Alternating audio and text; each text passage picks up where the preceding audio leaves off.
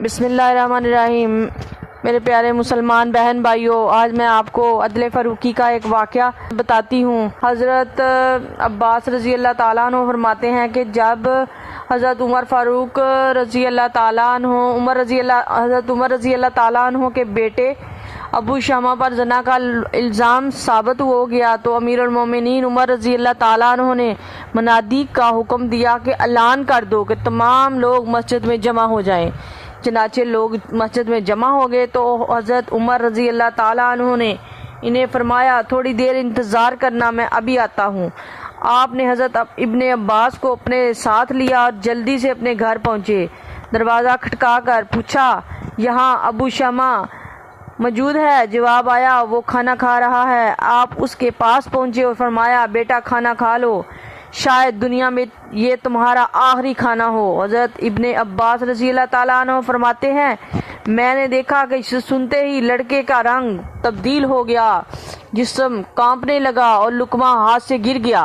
امیر المومنین نے فرمایا بیٹا میں کون ہوں؟ بیٹے نے کہا آپ میرے باپ اور امیر المومنین ہیں۔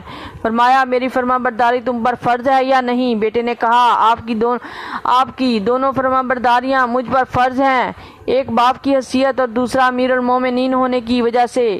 چنانچہ حضرت عمر فاروق رضی اللہ تعالیٰ عنہ نے فرمایا میں تجھے تیرے نبی اور تیرے باپ کا واسطہ دے کر پوچھتا ہوں، کیا تو یہودی کا مہمان بنا تھا اور وہاں شراب پی تھی جس سے تو بے ہوش ہو گیا تھا؟ بیٹے نے کہا جی ہاں ایسا ہوا ہے، مگر میں نے توبہ کر لی ہے۔ پھر فرمایا میرے بیٹے میں تجھے خدا کی قسم دے کر پوچھتا ہوں، کیا تو بنی نجار کے باغ میں گیا تھا اور وہاں کوئی عورت دیکھی اس کے ساتھ جمع کیا تھا؟ وہ یہ سن کر خاموش ہو گیا اور رونے لگا۔ اس پر حضرت عمر رضی اللہ تعالیٰ عنہ نے فرمایا اے میرے بیٹے سچ بولو، کوئی حرج نہیں، اللہ تعالیٰ سچ بولنے والوں کے ساتھ ہے۔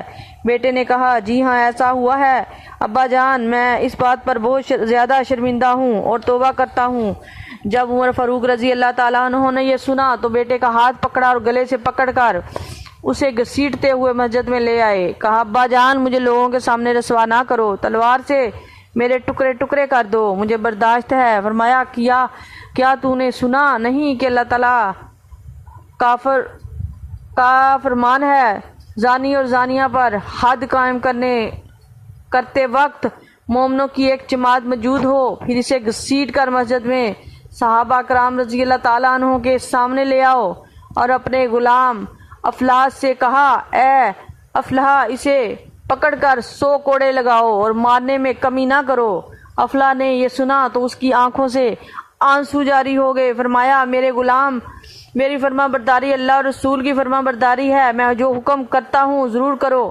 افلاح نے صاحبزادے کے کپڑے اتار دیے تو اس وقت تمام صحابہ بھی رو رہے تھے اور بیٹا اپنے باپ کو شفقت پدری یاد دلا کر کہتا کہ ابا جان میرے حال پر رحم کرو۔ تو میرے پیارے مسلمان بہن بھائیوں، امیر المومنین حضرت عمر رضی اللہ تعالیٰ عنہ نے روتے ہوئے فرمایا اے میرے بیٹے میں شریعت کی پابندی کر رہا ہوں تاکہ اللہ تعالیٰ تجھ پر اور مجھ پر راضی ہو جائے۔ اس کے بعد غلام روتے ہوئے کوڑے مار رہا تھا اور امیر المومنین بار بار فرما رہے تھے مارو مارو، حتیٰ کہ جب 70 کوڑے ہو گئے تو صاحبزادے نے عرض کی ابا جان مجھے ایک گھونٹ پانی پلا دیں۔ امیر المومنین نے فرمایا اے بیٹے جب تمہارا خدا تجھے پاک کر دے گا تو تجھے رسول خدا صلی اللہ علیہ وسلم وہ پانی پلائیں گے جس سے تو کبھی پیاسا نہ ہوگا۔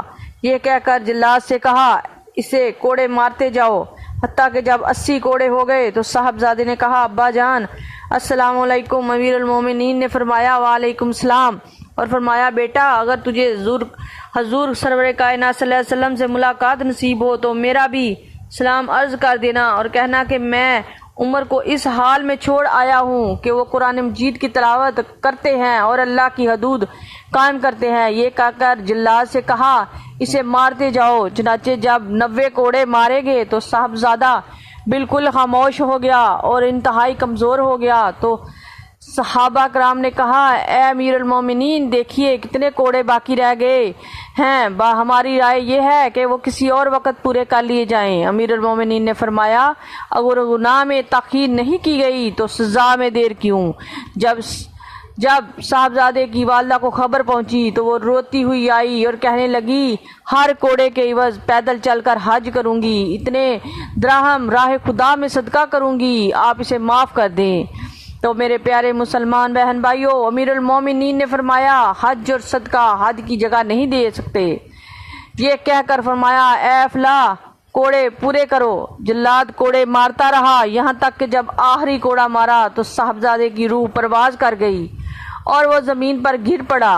صاحبزادے کے فوت ہو جانے کے بعد امیر المومنین رو پڑے اور اس کا سر اپنی گود میں رکھ کر کہا اے میرے لختے جگر، اللہ تعالیٰ نے تجھے گناہ سے پاک کر دیا۔ اس کے 40 روز بعد حضرت حذیفہ بن ایمان رضی اللہ تعالیٰ عنہ جمعے کی صبح کو آئے اور کہا میں نے خواب میں حضور صلی اللہ علیہ وسلم کو دیکھا کہ آپ کے ساتھ حضرت عمر فاروق رضی اللہ تعالیٰ عنہ کا بیٹا سبز لباس پہنے بیٹھا ہے جو حضور سید عالم صلی اللہ علیہ وسلم نے فرمایا۔